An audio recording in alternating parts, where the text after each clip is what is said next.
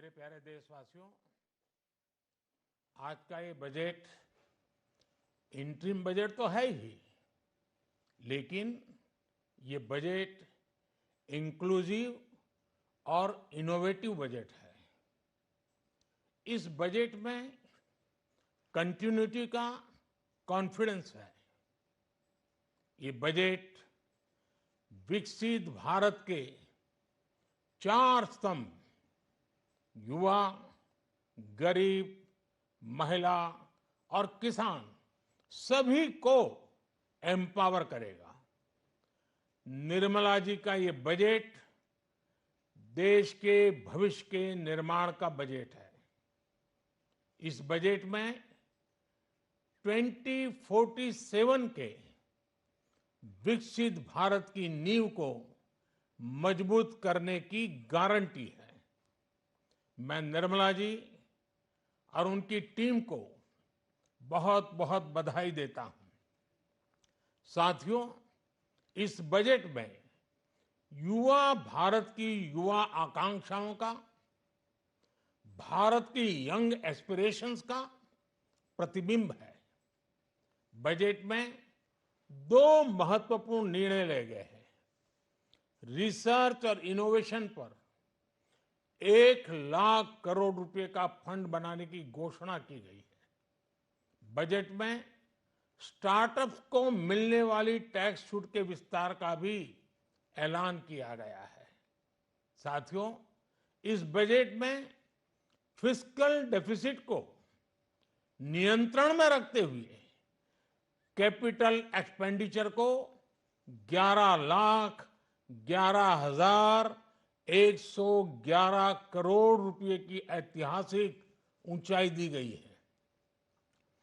अर्थशास्त्रियों की भाषा में कहें तो एक प्रकार से स्वीट स्पॉट है। इससे भारत में 21वीं सदी के आधुनिक इंफ्रास्ट्रक्चर के निर्माण के साथ ही युवाओं के लिए अनगिनत रोजगार के नए अवसर तैयार होंगे। बजट में वंदे भारत स्टैंडर्ड की 40,000 आधुनिक बोगियां बनाकर उन्हें सामान्य यात्री ट्रेनों में लगाने का ऐलान किया गया है। इससे देश के अलग अलग रेल रूट पर करोड़ों यात्रियों में आरामदायक यात्रा का अनुभव बढ़ेगा। साथियों, हम एक बड़ा लक्ष्य तय करते हैं, उसे प्राप्त करते हैं और फिर उससे भी बड़ा लक्ष्य अपने लिए तय करते हैं। गरीबों के लिए हमने गांवों और शहरों में 4 करोड़ से अधिक घर बनाए। अब हमने 2 करोड़ और नए घर बनाने का लक्ष्य रखा है।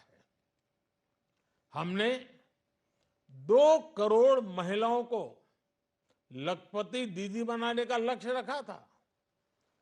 अब इस लक्ष्य को बढ़ाकर 3 करोड़ लखपति दीदी बनाने का कर दिया गया है। आयुष्मान भारत योजना ने गरीबों की बहुत मदद की है। अब आंगनवाड़ी और आशा वर्कर, उन सबको इस योजना का लाभ मिलेगा। साथियों, इस बजट में गरीब और मध्यम वर्ग को एम्पावर करने, उनके लिए आय के नए अवसर बनाने पर भी बहुत जोर दिया गया है। रूफटॉप सोलर अभियान में 1 करोड़ परिवारों को सोलर रूफटॉप के माध्यम से मुफ्त बिजली प्राप्त होगी। इतना ही नहीं, सरकार को अतिरिक्त बिजली बेचकर लोगों को 15 से 20 हजार प्रति वर्ष की आय भी होगी और ये हर परिवार को होगी।